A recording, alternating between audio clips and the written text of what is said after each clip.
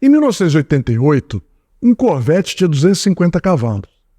Um Porsche Turbo tinha 282 cavalos. Então vocês imaginam o que era aparecer um supercarro italiano com 16 cilindros, 6 litros, 8.000 RPM, 540 cavalos? Já pensou? E mais, o carro que fez Sammy Hagar conhecer Ed Van Halen. Um carro que foi feito com dinheiro de Jorge Moroder. E um carro que quase por pouco não teve o nome de Sylvester Stallone. Então, pessoal, o que tem de comum a lenda da música eletrônica Jorge Moroder, Sylvester Stallone, o designer do Lamborghini Countach, Marcello Gandini, o vídeo I Can Drive 55 do Sammy Hagar e o Lamborghini Miura de Ed Van Halen? Fácil, um sujeito chamado Claudio Zampoli e o seu supercarro de 16 cilindros chamado Cizeta V16T. Essa história de como toda essa gente se encontrou nesse carro sensacional é o que a gente vai contar hoje. Essa história pra lá de maluca não começa com o carro, mas sim com música. No início dos anos 80, o disco estava no finalzinho da sua época aí, né? A gente ainda curtia bastante esse negócio de disco, andar em ringue de patinação dançando, esse tipo de coisa. Mas estava acabando. O disco estava ficando mais brega a cada dia, substituído pela nova mania vinda de fora, o hair metal. David Lee Roth gritando Panamá, o Ed Van Halen, Twisted Sister, toda essa turma que estava mudando aí o que a gente achava legal em música, né? Eram uns caras meio esquisitos, tudo um bando de adultos usando maquiagem, roupa de ginástica colorida, peruca loura gigante, gritando um monte de coisa que a gente não entendia nada. A gente, sinceramente, não entendeu nada.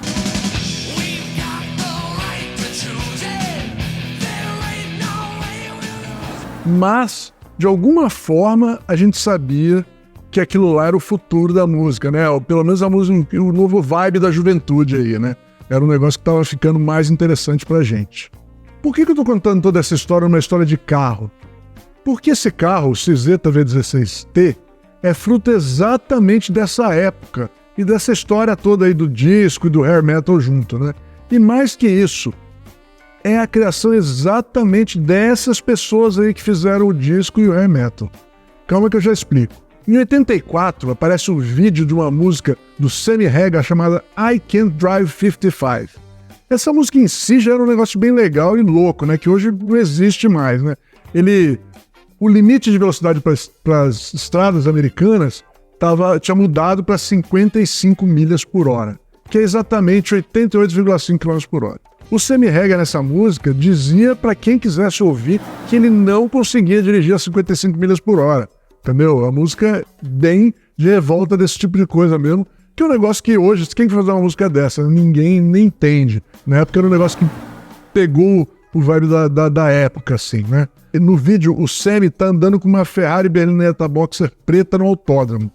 Ele dá uns cavalos de pau, faz uns negócios lá e de repente o carro para.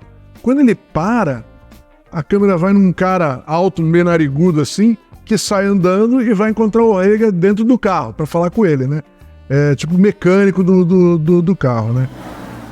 Pois bem, esse cara aí é o Claudio Zampoli, justamente o mentor intelectual do Cizeta V16T. Cizeta, na verdade, é uma aliteração das iniciais dele, Claudio Zampoli, CZ Cizeta. E o que ele estava fazendo ali naquela situação ali? Então, essa é uma história longa que começa lá em Modena, na Itália, né? Que é no Vale do Supercarro, lá onde são criados todos os supercarros legais da Itália, né? O Cláudio, ele é nativo de lá, né? Ele nasceu lá e passou a juventude admirando Lamborghini, Maserati, Ferrari, né? E desde cedo ele sabia o que queria da vida. Queria fazer carros daquele jeito, né? E ele consegue um emprego de sonho quando se forma engenheiro. Ele vai ser engenheiro de teste da Lamborghini. Uma coisa leva a outra e ele acaba na Califórnia cuidando dos carros Lamborghini para os clientes de lá, né? Então, Califórnia. Quem que eram os clientes da Lamborghini na Califórnia? É gente do showbiz, né, gente? É ator, é músico, é gente desse tipo aí. E o Zampoli fica famoso por acertar muito bem os Lamborghinis, né? Ele conseguia ir lá, aquelas baterias de de 6 carburador duplo, Weber, ele era um dos poucos caras que conseguia acertar aqueles carros bem e botar eles para funcionar bem, né? Com isso, ele decidiu largar da Lamborghini e abrir uma oficina própria lá, né? Ele ganhar dinheiro porque sabia, né? E começa a acertar não só Maserati, Lamborghini, mas as Maseratis, Ferraris, todos esses carros do pessoal de lá, né? O resultado disso é que ele acaba ficando um grande amigo desse povo todo, né? Desse povo famoso do showbiz, né? E entre eles, uma pessoa que ia virar uma lenda, né? Ed Van Halen, que todo mundo conhece do Van Halen, né? O guitarrista lendário aí, né? E o Ed Van Halen, ele tinha um Lamborghini Miura. E o Zampoli era o cara que acertava o Lamborghini Miura dele. Ele mesmo já falou várias vezes que só o Claudio Zampoli conseguia fazer aquele carro andar bem, né? Esse Lamborghini Miura é importante pra gente, que ele é um carro que foi usado na gravação da música Panamá.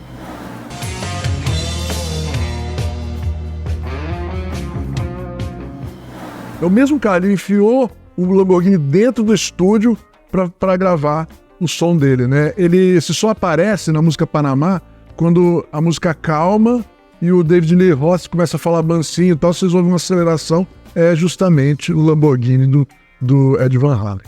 E sim, foi o Claudio Zampoli que apresentou o Sammy Hagar ao Ed Van Halen.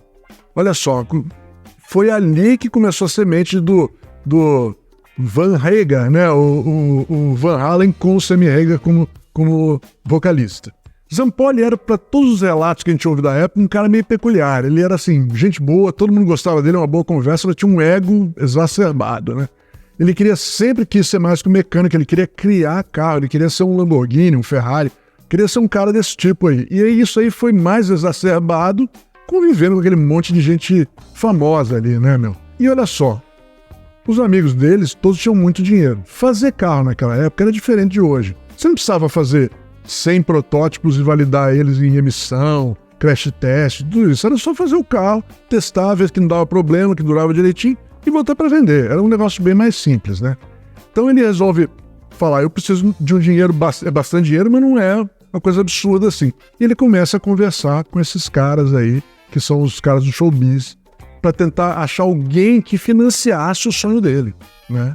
O primeiro cara que ele consegue falar é o Sylvester Stallone. É isso aí, meu. Quase por muito pouco que o Tizeta não vira um Tizeta Stallone. Que é um nome, né?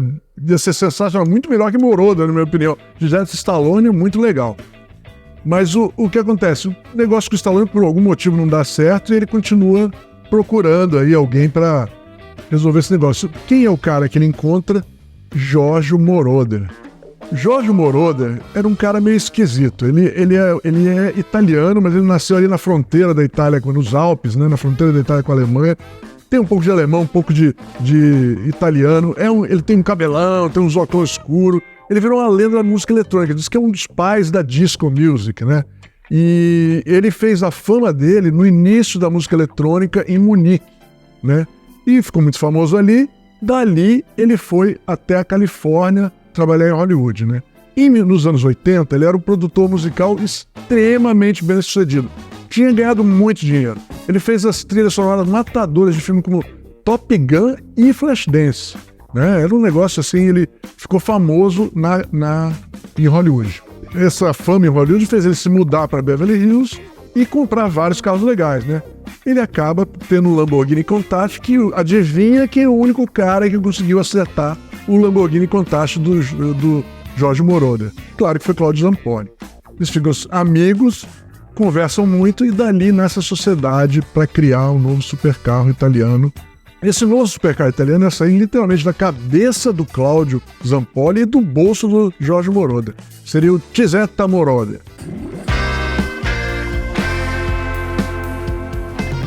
Pessoal, se vocês estão gostando desse conteúdo novo que a gente está fazendo aqui, a gente está planejando um monte de coisa legal para fazer disso daqui, tá?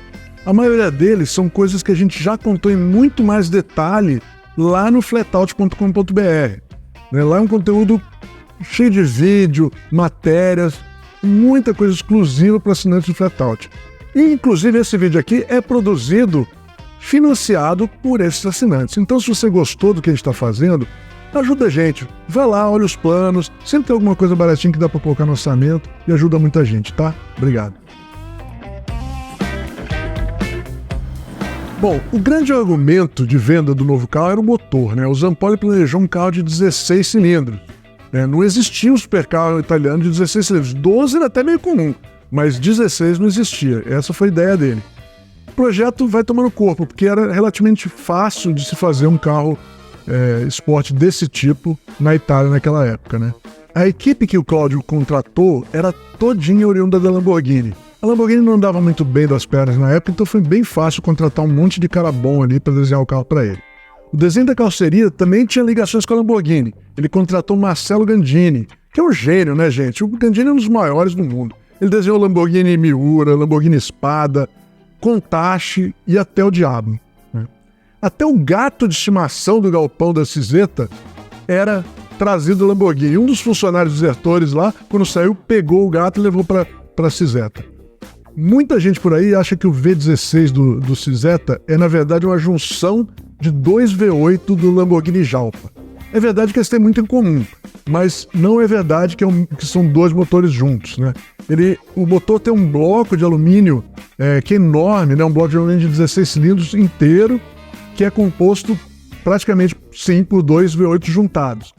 Tem dois virabrequins ligados no meio por engrenagem, e nesse meio, de onde saem essas engrenagens, tem também a tomada de força. Então o motor é transversal no carro e a tomada de força é no meio dele. O transeixo, né, a transmissão manual, ela encaixa bem no meio ali, né? E dali tira a força para a roda traseira. Por isso que é T, V16T. O powertrain está literalmente um T atravessado no carro ali. Diferente do Lamborghini, eram 4 válvulas por cilindro. Uma verdadeira floresta de válvulas, né? São 16 cilindros com 4 válvulas por cilindro, dá 64 válvulas. Era também nada menos que 6 litros de deslocamento. E a potência era inacreditável para a época, era 540 cavalos a 8.000 RPM. Para pensar um pouco nisso, um V16 de 6 litros girando a 8.000 RPM e 540 cavalos. Nós estamos falando de 1988, gente. Um Corvette tinha 250 cavalos, um Porsche Turbo tinha 282 cavalos. O resto do carro segue a fórmula tradicional da região, tá? Que era uma fórmula conhecida. Você pegava um chassi multitubular soldado à mão de aço, tubinhos de aço soldados para se formar um carro. A carroceria era de chapa de alumínio no formato desejado batido à mão, soldado lá em cima dele, tudo feito à mão, tá? A suspensão era independente nas 4 rodas com 2 triângulos sobrepostos e os freios a disco eram nas 4 rodas e ventilados, né? Isso era normal da região, todo Ferrari, todo Lamborghini era assim, motor é central traseiro. Os pneus enormes Pirelli P0, né, na medida 245/40 ZR17, 335/35 ZR17. Também gigante para a época, em roda Z, que era um negócio sensacional. O carro era realmente impressionante. Como era prática também na região, todo o carro era subcontratado para umas oficininhas na região que faziam todas essas peças em separado. Ele era só montado na oficininha lá da Ciseta, né? Mas era também um carro grande, cara. Ele media mais de 2 metros de largura e era também comprido, né? Ele tinha quase 4,5 metros de comprimento. Pesava 1.700 quilos, que hoje não parece muito, mas na época era um absurdo. Mesmo assim, o desempenho era realmente interessante. 0 a 100 em apenas 4 segundos e meio e chegava a mais de 300 km por hora de final. Teoricamente, nunca ninguém viu isso na verdade, né? Pois bem, feito o carro, foi feito o lançamento dele na Califórnia, obviamente. Isso fez uma grande festa lá, né? O Jorge Moroder compôs uma música para o carro. E o carro tem uma música própria. A música é a música do Ciseta. A música tocou no lançamento, foi uma festa grande, cheia de gente de showbiz ali. O negócio parecia que ia ser um negócio sensacional e que ia realmente sair do chão. Mas tinha uma série de problemas que ninguém estava enxergando na época, né? O primeiro deles é que o planejamento era praticamente nulo. Você imagina que um carro feito para o pessoal que trabalha no showbiz da Califórnia, né? É para esses caras que o Zampoli fez o carro, né? Não estava homologado para venda nos Estados Unidos. Ele nem se preocupou em olhar isso e quando descobriu que ele não tinha como fazer isso. Era muito dinheiro, investimento e muito trabalho que ele não tinha condições de fazer. Por sorte, ele teve alguns pedidos de alguns países diferentes aí, como no Japão, na Ásia. O sultão de Brunei comprou 2 carros e ele conseguiu fazer uma primeira batelada de 5 carros, né? Que no fim seriam só o que ele faria, esses 5 carros de produção mais o protótipo. Só foi problema dali em diante. Depois desses 5 carros, nada parecia que funcionava ali. Não apareceu mais pedido e o Zampoli considerava que o carro dele devia ser a expressão máxima do negócio artesanal, um carro feito à mão, com cuidado, encomenda, especialmente para cada cliente, né? Só que sem clientes, sem a produção conseguir deslanchar, o negócio só foi piorando. Para piorar, o carro era caríssimo, custava o dobro de um Lamborghini. E ainda assim, mesmo com o preço de venda enorme, se vocês fizessem as contas direitinho, como o Jorge Moroder acabou fazendo, descobriu que mesmo naquele preço não tinha lucro. Por causa disso, o Jorge Moroder resolve cair fora. Discute, briga com o Zampoli e cai fora. Vai embora, acaba a história dele. Então, ele sai da Tizeta Moroder apenas com uma coisa, o protótipo, o primeiro protótipo. Então, e esse primeiro protótipo acaba sendo um único Tizeta Moroder V16T. Porque como ele saiu, os carros subsequentes acabaram sendo apenas Tizeta V16T. Moroder sai com o protótipo e mais nada, é o que ele ganha de lá. Achou que perdeu todo o dinheiro dele, né? E vai embora, né? O carro, quando ele chega em casa, se mostrou um problema para ele também, né? Porque o carro nunca funcionou direito. Era um protótipo, era um negócio que estava ainda em desenvolvimento. Nunca funcionou direito, não podia emplacar na Califórnia, foi ficando. O carro ficou lá na garagem, foi ficando, passou esse tempo. Quando o Moroder olhou, já era 2018 e o carro nunca tinha andado praticamente.